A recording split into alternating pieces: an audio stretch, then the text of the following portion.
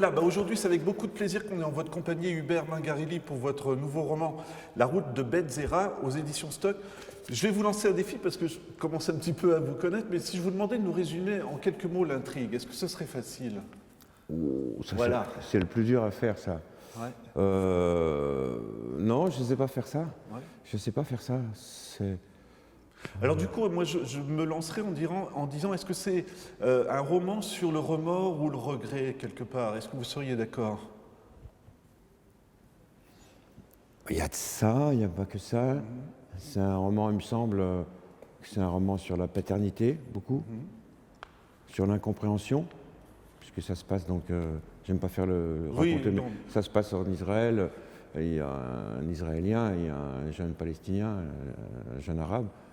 Donc, oui, ça parle entre autres de la paternité et de l'incompréhension entre des gens qui vivent ensemble. Comment ça vous vient? Parce que moi, après avoir vu un petit peu votre biographie, vous voyagez dans le monde entier finalement avec vos livres. L'idée quand ça arrive pour commencer un roman, c'est quoi? C'est une situation, c'est un personnage. Je commence toujours avec un personnage. Qu'est-ce qu'il a, ce personnage? Qui il est? Pourquoi il est comme ça? Voilà. Et ensuite, je le mets en situation. Ensuite, c'est compliqué, hein.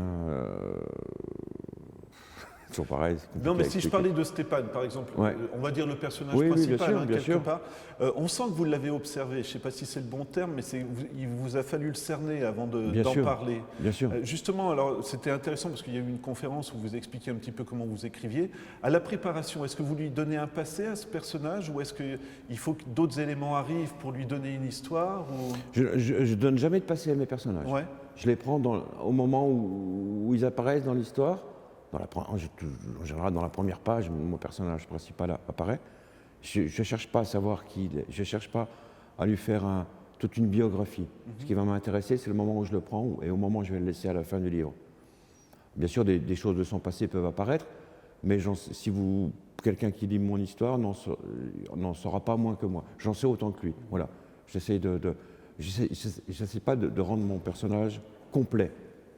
Alors, je parlais justement de remords ou de regrets. Je ne veux pas trop rentrer dans l'intrigue parce que Oui. c'est quand même important. Oui. Disons qu'il se passe un événement pour son fils Oui. qui va amener son fils à disparaître, mais je ne veux pas vraiment rentrer dans le détail. Du coup, parce que je ne sais pas comment justement je suis embêté comme vous, je trouve que vous avez un style fascinant quelque part. C'est au niveau du ressenti. Vous réussissez à ne pas mettre des images, mais à faire ressentir des émotions. C'est ça mon travail, c'est de faire ressentir Voilà. ce que moi je ressens quand je pense à lui. J'essaie de pas trop expliquer les choses, j'essaie de rester à sa hauteur. J'essaie de pas aussi d'en savoir plus de lui, j'essaie de pas le manipuler, j'essaie d'être lui en fait. Moi, je deviens lui. Je suis toujours mes personnages principaux. Je suis lui, je suis dans sa tête et j'en sais pas plus que lui. Et j'essaie de le ressentir. Et si vous arrivez à le ressentir, ça veut dire que j'ai un petit peu réussi, voilà. C'est vraiment compliqué. Tout ça. Oui, mais je trouve ça passionnant. Je suis désolé d'insister. Non, mais bien sûr, mais moi aussi ça m'intéresse. C'est pas de mais- rentrer dans la cuisine de Ouais. l'écrivain. Bien sûr, mais je c'est comprends vraiment- bien. Par exemple, vous lui donnez un métier, c'est de construire des boîtes qui sont vides. Et moi, j'ai projeté des tas de choses. Je me suis dit, mais pourquoi vous lui avez donné ce métier-là, des boîtes vides? Alors, c'est pour ça que je parlais de regret ou de remords. Parce qu'inconsciemment, en fait, il travaille pour un ami, c'est ça que je veux dire, qui est supposé remplir ces boîtes, mais on ne le voit jamais le faire. Et je me suis dit, est-ce que ces boîtes-là, c'est pas le remords tous les jours de revenir à la même chose et est-ce que c'est ça? Et je trouve ça passionnant, ça devient presque ludique, si vous êtes d'accord avec le terme. Jusqu'à maintenant, j'étais d'accord. Ouais. Jusqu'à lui Mais dire. je me suis trompé, je le savais. Voilà. Mais oui, alors, ce personnage, il fallait qu'il ait une occupation, il fallait qu'il gagne sa vie, difficilement. Il fabrique des petites boîtes qui vont ensuite se servir pour des objets. Et donc, il fait plus que fabriquer des petites boîtes. Voilà. Il y a un niveau au-dessus. Mais je ne sais pas lequel non plus. Tout ça est symbolique. C'est pas pour rien que j'ai choisi qu'il fabrique des petites boîtes. Voilà. pratiquement, il travaille dans le vide, quoi. Exactement. Ouais, c'est ça. Mais est-ce que c'est même pas pour s'occuper l'esprit finalement? Non, Il non, se rend je- pas compte pourquoi il fait ça Non, au bout non. d'un moment, parce que je crois qu'il y a un moment, vous expliquez, il en fait même beaucoup trop, ça Ouais, commence à tomber. Ouais. Mais je trouvais ça passionnant. Alors quand vous êtes en train d'écrire ça, est-ce que vous avez la même passion que je pourrais ressentir? Oui, mais ou- moi, j'essaye de pas analyser. Ouais. Je sais Mais ça doit qu'il être fait ça. difficile quand même, parce que c'est vous qui le créez, le personnage. Oui. C'est pas difficile. J'essaye. Les petites boîtes sont les métaphores de quelque chose, mais je veux pas savoir de quoi. D'accord. Mais ça Parce vous a semblé logique tout de suite, par exemple, cette occupation pour lui? Oui, parce qu'elle est extrêmement répétitive, parce que dans cette histoire, il y a beaucoup de temps qui passe. Et donc, faire un geste qui devient à la fin stupide, toute sa vie, faire toujours des petites boîtes, ça parle aussi du temps qui passe. Et puis vide aussi, sa vie est un peu vide depuis le départ de son fils. Je crois que c'est ça. La répétition, c'est important d'ailleurs dans Oui. ce roman, hein, on va Oui. dire. Parce que la promenade avec le chien, qui doit trouver de l'eau à tel endroit, l'enfant qui apparaît tous les jours, sans parler. Mais voilà, alors mais je commence à comprendre votre façon de fonctionner parce qu'on n'a plus envie de parler justement et de se laisser emporter. Et comment, alors du coup, est-ce que quand vous êtes en train d'écrire, vous le dites à voix haute, des choses comme ça, ou est-ce que c'est mieux en intérieur et encore une fois, c'est plus au ressenti, pas de l'écriture automatique, Ouais. mais Non, c'est plus. C'est pas l'écriture automatique, Non. parce que Dieu sait si j'ai du mal à écrire comme c'est difficile. C'est difficile d'écrire des phrases qui tiennent la route. Je marche au ressenti, à l'instinct. est-ce qu'ils vous émeuvent ces personnages-là? Oh bah tiens. Ah oui. Ah bah autrement, je parlerai de quelqu'un d'autre, bien sûr. Je parle que des gens qui m'émeuvent, bien sûr, évidemment. Et c'est pas un grand mot, mais est-ce qu'il y a une part de souffrance quand vous écrivez? Parce que, encore une fois, je suis désolé, mais ou alors je suis trop emporté, mais ça me plaît vraiment votre livre, Ouais. et c'est pour ça que j'essaye de comprendre comment on fonctionne. Mais quand on fait revenir le gamin, pour moi, c'était ça, c'était le remords qui revient. Je ne veux pas expliquer pour quelle raison, mais il y a quelque chose quand même pour moi qui est du remords. Il faut trouver presque de la poésie hein, pour expliquer Bien ça. sûr. Hein. Bah, comme je disais, j'essaie de. Oh, mais pour moi, c'est compliqué aussi pour Ouais. moi. J'ai pas la recette de ma façon de faire. Ouais, et justement, je veux pas la trouver la recette. J'y vais à l'instinct, j'y vais. Et j'essaie de pas. Putain, comment je fais?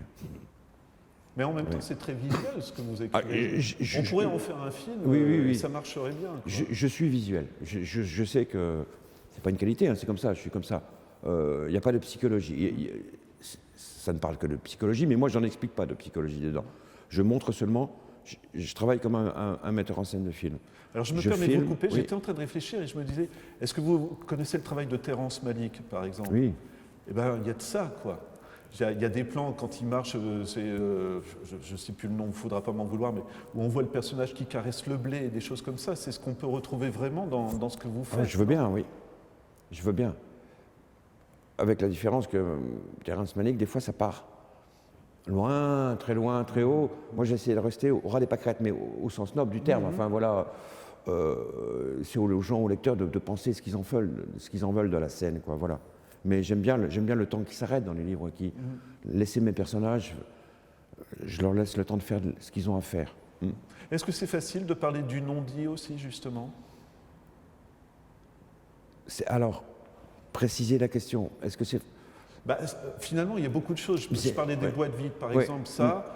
Le père-fils, parce qu'on va découvrir, je trahis rien, mais que le père veut rejoindre son fils, et ça, on s'en doutait pas. Il y a des choses comme ça. Le meilleur ami aussi, on n'aura jamais trop su ce qu'ils ont vécu quand ils étaient soldats en Israël. Mais vous trouvez les mots. Je ne sais pas comment vous dire, mais vous trouvez les mots sur du non-dit. Bah, j'ai l'impression quand même tous autant qu'on est, on vit aussi tous aussi sur du non-dit. Heureusement d'ailleurs, on ne peut pas non plus tout dire à tout le monde. Et Mais tout à le temps. décrire en mots, ça devient un défi aussi. Oui, mais c'est mon travail. Ouais. C'est ça, oui, et c'est difficile justement. Comme moi j'essaie de ne pas expliquer les choses, d'y aller calmement et de pas. Je cherche toujours la façon de dire les choses sans les dire, mais qu'on les comprenne, qu'on les ressente quand même malgré tout. J'ai pas envie d'appuyer avec un marteau-piqueur sur les sentiments, sur les impressions. J'essaye qu'elles affleurent et puis que chacun les prenne comme il peut, quoi. Est-ce que c'est enthousiasmant quand vous êtes en train d'écrire un livre comme celui-ci? J'insiste à nouveau, Ouais. mais ça m'a marqué. Ça doit être enthousiasmant quelque part. Enfin, je ne sais pas si c'est le bon terme, mais en tout cas, il y a une notion d'accompli. C'est rarement. Moi, je suis pris dans le travail de tous les jours, c'est-à-dire, je pense plus à mon écriture qu'à l'histoire. L'histoire, j'ai beaucoup de temps pour y penser. Écrire, c'est plus difficile.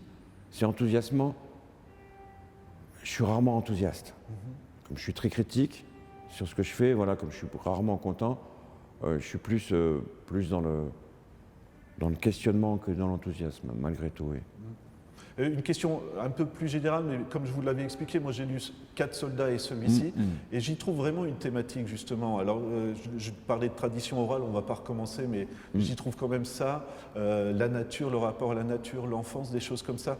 Ça vous vient, c'est conscient ou justement c'est au moment où vous écrivez, vous dites tiens, il y a ce personnage, il pourrait me rappeler celui-ci, l'enfant des 4 soldats. Ah ben parce que oui, mais ça je me le dis pas, mais je le sais parce que mes personnages c'est toujours moi. Ouais. Je mets une grande part de moi. Je n'invente pas trop des personnages. Ils sont toujours un peu moi, donc de livre en livre, je retrouve toujours mes mêmes obsessions, mes mêmes thèmes, mes mêmes genres de personnages, puisque je suis toujours très près d'eux et souvent en eux, quoi. Est-ce que c'est facile de parler d'émotions très pures, on va dire, de se dénuder presque? Enfin, je ne sais pas s'il y a de vous dans les personnages, c'est qu'on est capable de se regarder et de dire voilà ce que je vaux, voilà ce que je suis. Mais j'en aussi. dis pas trop quand même, hein. Ça peut être dans plusieurs personnages aussi, à Oui, la oui. limite. Moi, mon travail aussi consiste à me cacher derrière mes personnages. Je ne veux pas qu'on me reconnaisse. Moi, ma vie n'a pas d'intérêt plus qu'une autre, quoi. Je donne une part de moi à mes personnages, mais moi, je veux qu'on m'oublie. En tout cas, comme auteur, je veux qu'on m'oublie. Je ne veux pas qu'on pense à moi quand on lit mes livres, quoi. Je veux qu'on pense à mes personnages.